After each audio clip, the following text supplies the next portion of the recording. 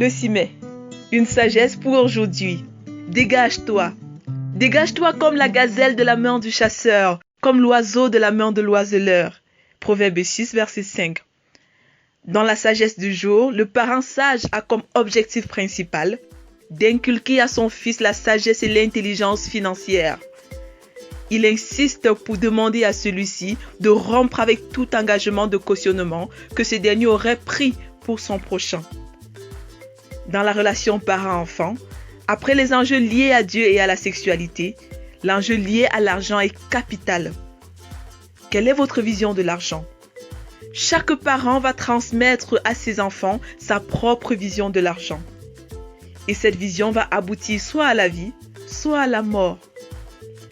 Si l'enfant se rend compte que le travail ou les biens de ses parents sont plus importants pour ses parents que lui, alors il comprendra par là que l'argent vaut plus que tout, mieux même qu'un individu. Au temps de Perse, Amman avait pu obtenir du roi l'extermination de tous les Juifs en contrepartie d'une assez forte somme d'argent. Tout ceci parce que Mardochée, à cause de qui il était, juif, était prêt à mourir que de se prosterner devant un homme, fût-il le numéro 2 ou même le numéro 1 de tout l'Empire. Après avoir jeûné et prié pendant 3 jours, Dieu renversa la situation. Esther chapitre 3. Jésus dit à Judas: Ami, ce que tu es venu faire, fais-le. Matthieu 26, verset 50a. Jésus dit cela à Judas pour lui montrer qu'il savait qu'à cause de l'argent, il l'avait trahi. Judas eut tellement de remords après qu'il alla jeter les 30 pièces d'argent dans le temple et il se suicida. Finalement, Jésus mourut. Judas mourut et l'argent fut perdu. Mais Jésus ressuscita 3 jours après. Vérité. L'esprit de cupidité conduit à la ruine et à la mort. Application.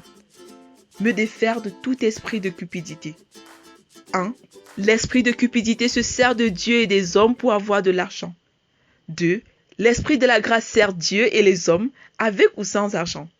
3. Quel est l'esprit qui anime nos actions? Mise en garde.